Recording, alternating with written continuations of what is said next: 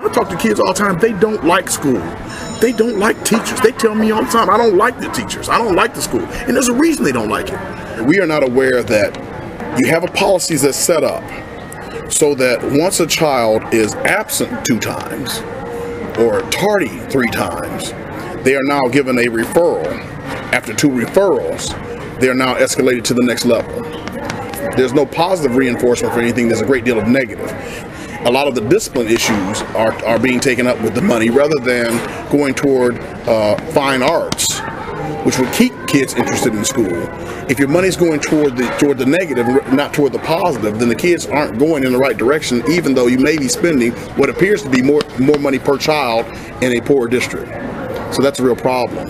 The federal money that the schools receive right now, especially with this No Child Left Behind conversation, which they started something called AYP, Annual Yearly Progress.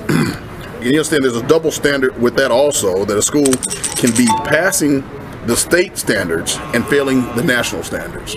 You can actually have a school doing acceptable, above acceptable, almost exemplary work and still not be making annual yearly progress. So there's a balancing act that the schools have to look at when they start talking about, are we going to get the federal money, are we meeting federal standards? But then when they start to fail AYP, the money flows down to help them.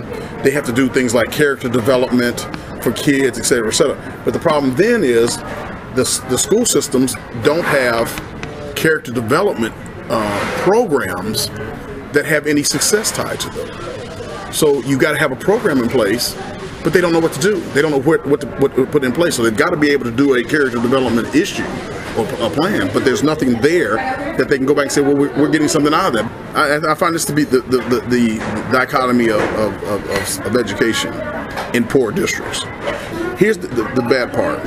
If the kid does really, really well, your funding gets cut off. Therefore, you can't continue to do what you did to get them up to the point where they were doing really, really well. That's a problem. Because once you cut the funding off, if there was something that was working, then that goes away. If a child pushed another child, suddenly they're in the system. After 1 or 2 pushes, which is what kids do, the next thing you know, the child is in the alternative learning center, getting ready to go to juvenile justice, which is going to cost them a great deal of money because now the parents caught up in the legal system. And that's what happens. The education actually winds up being detrimental to a whole family.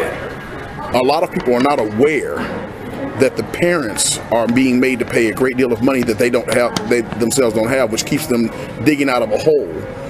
And it's an upside, it's a catch-22 situation. I don't have the money, I can't take care of my child properly, I can't take away from school, I'm going to work 2 jobs to make up for it. Now you're taking money out of my pocket for a discipline issue that was caused by a child just doing childish things.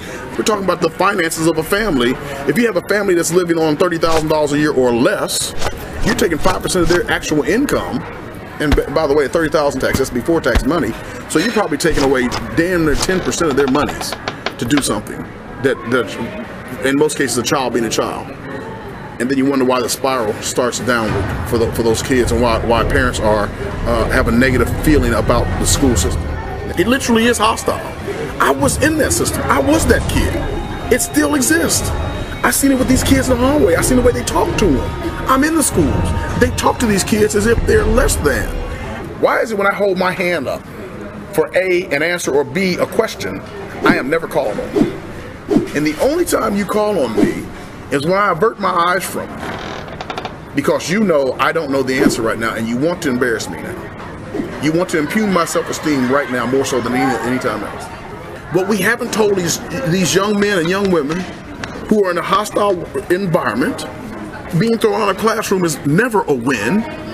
Going to jail, there is no win there. You cannot win in jail. There is no win there. I said, but you know what you got to do? When somebody doesn't like you, force them to give you an A. Force the teacher that you know that doesn't like you to give you an A. I said, throw the smile on them, baby.